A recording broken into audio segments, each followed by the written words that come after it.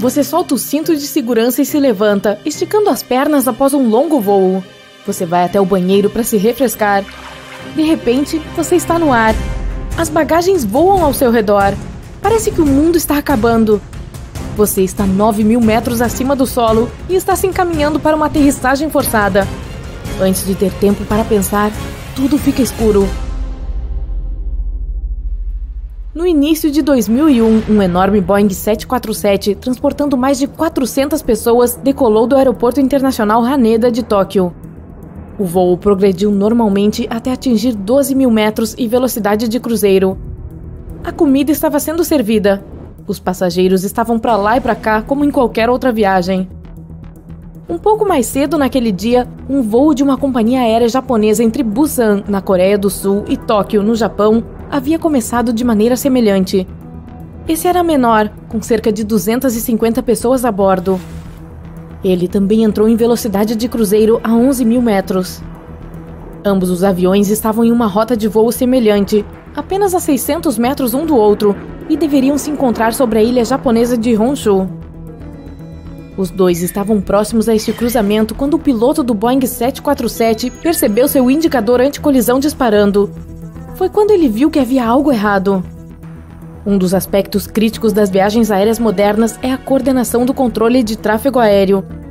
Todos os voos são monitorados e os pilotos são avisados se algo estiver errado. O objetivo do controle de tráfego aéreo é organizar os voos tão bem que as colisões sejam impossíveis. Todo avião moderno é construído com monitores de colisão, mas eles nunca devem ser usados por causa disso. Enquanto os indicadores anticolisão soavam, o trainee Hideki Ashitani, de 26 anos, estava sentado atrás dos radares na torre de controle, monitorando ambos os voos. O estresse de ter que supervisionar mais de 10 aviões o estava sobrecarregando. Isso não surpreende, visto que ele ainda não era certificado para operar por conta própria sem supervisão. Quando percebeu a potencial colisão, correu para evitar um desastre. Ele rapidamente contatou o voo de Busan, que estava viajando a 11.000 metros, e disse para diminuírem a altitude, tentando criar um vão maior entre os aviões. Com toda aquela pressa, porém, Ashitani cometeu um erro terrível. Ele contatou o avião errado. Em vez de dizer ao Boeing 747 para reduzir sua altitude, o piloto seguiu as instruções dele e baixou de 12.000 metros para 11.000 metros, exatamente a mesma altura em que viajava o 747. Ambos os aviões aceleravam um em direção ao outro a 800 km por hora em rota de colisão. Ashitani estava começando a entrar em pânico. Quando percebeu que o voo de Busan não havia descido, ele rapidamente o instruiu a virar à direita. O piloto, é claro, deixou de seguir as instruções dadas, pois foram enviadas para o avião errado. Por uma razão desconhecida, a instrução para virar à direita falhou e não chegou para ninguém durante todo esse tempo. As comunicações do controle de tráfego aéreo estavam falhando e os pilotos não tinham ideia de quanto perigo estavam correndo.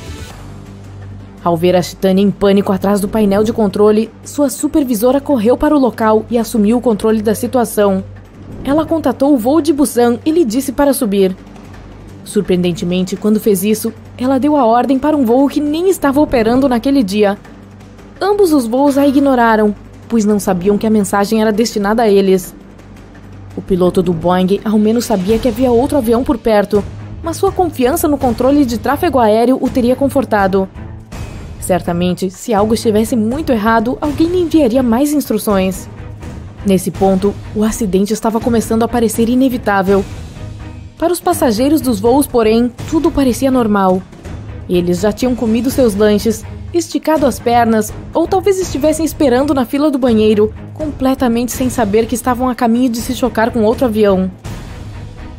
Felizmente, para todas as 600 pessoas envolvidas, o piloto era bem treinado e confiante, mesmo em uma situação que faria a maioria das pessoas congelar. Através do para-brisa, ele viu algo que nenhum piloto jamais deveria ver. Outro avião vindo diretamente em sua direção.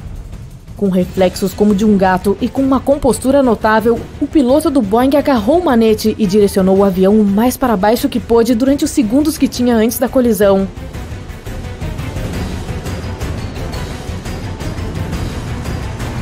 O Boeing passou direto por baixo do outro avião, Imagine ser um piloto e ver o solo à sua frente em vez do céu.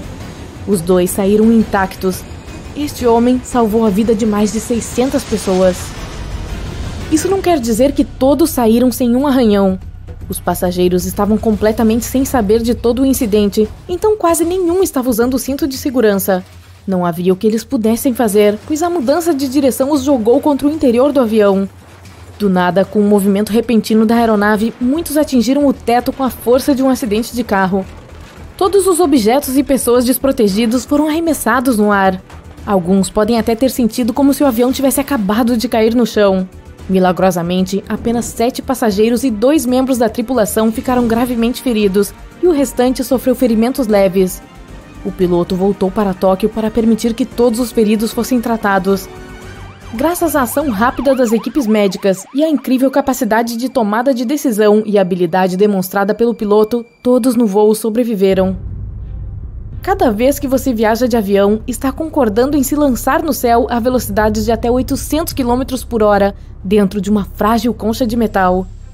Você fica cercado por motores enormes e perigosos, 10 ou 11 km acima do solo.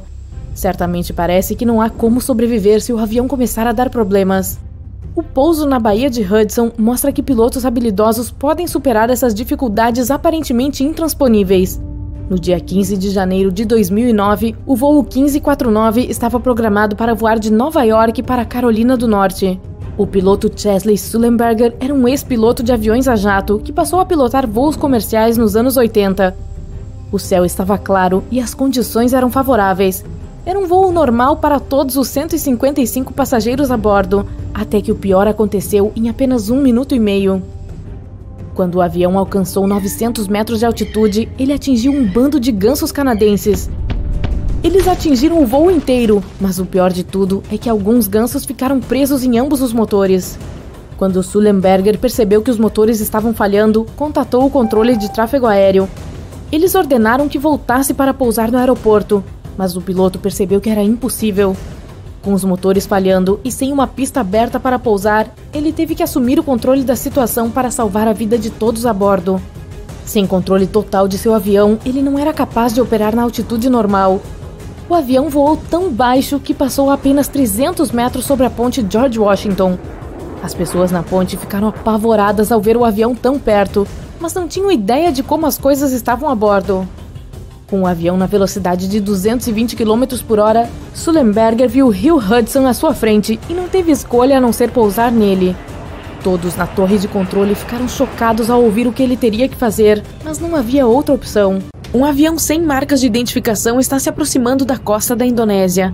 Não é exatamente um momento de paz e o operador de voo está alarmado. 2 caças voam para o céu, prestes a derrubar um avião não identificado. Está tudo prestes a terminar em um desastre, quando os caças notam um pequeno detalhe. 1º de dezembro de 1941, o capitão de um Boeing 314, Robert Ford e sua equipe estão se preparando para um dos voos mais longos em um dos maiores aviões do mundo. O Boeing 314 Clipper California é um hidroavião de alta capacidade. Não tem trem de pouso, então só pode pousar na água. Seu comprimento é de 32 metros e sua envergadura é de 46 metros. Isso é mais do que um prédio de 6 andares. E a bordo deste avião há um restaurante, áreas de descanso e até um quarto com uma cama. Apesar do seu tamanho, o Clipper California pode ficar no ar por mais de 18 horas. O capitão Ford não suspeita do que vai encontrar no caminho. Ele entra no avião. O voo deles é de São Francisco para Auckland, na Nova Zelândia. A primeira parada é em Los Angeles. Tudo correu bem. A próxima parada é Pearl Harbor. O voo segue dentro dos conformes. 7 de dezembro de 1941. Já se passaram 3 dias desde que o avião deixou Pearl Harbor. O trecho final da viagem ainda precisa ser feito, o voo para Nova Zelândia. Nesse momento, o capitão Ford recebe uma ordem para levar o avião à base aliada mais próxima. O caminho de volta está fechado, então a aeronave continua voando para Auckland.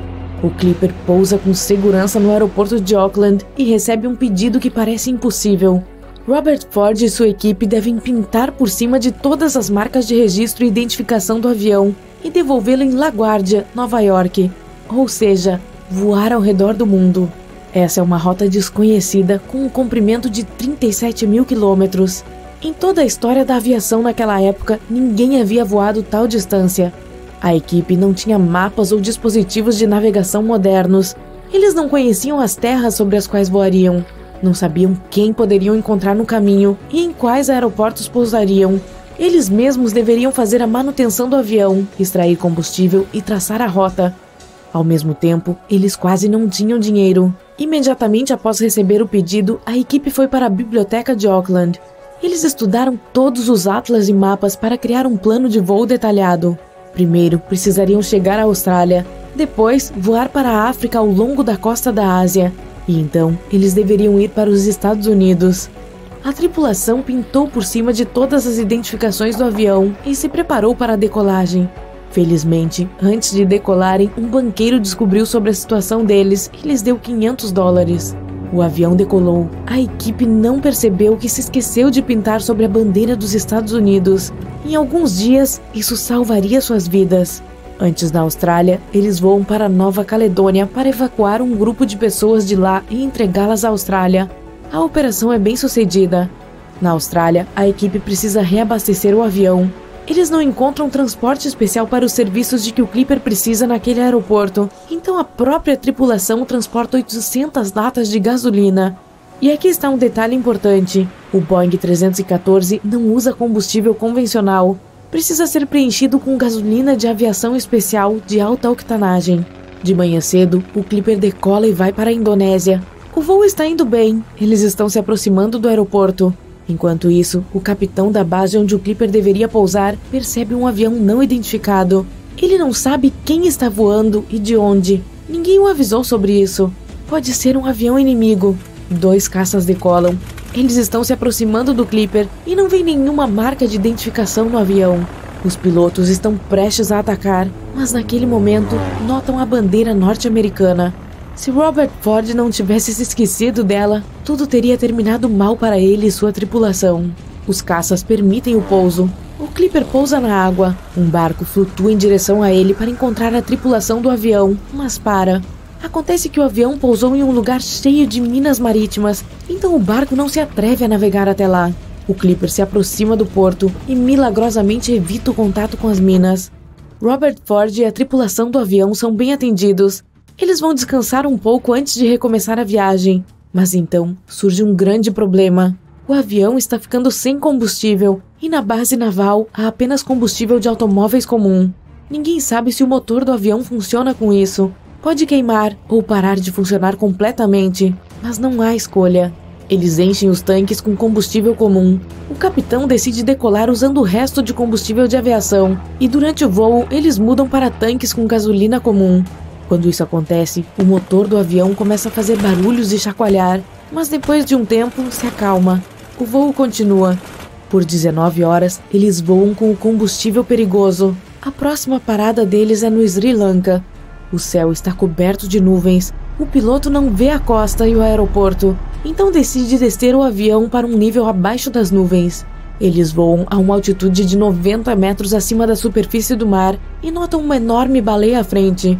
O avião voa mais perto e não é uma baleia, e sim um navio inimigo.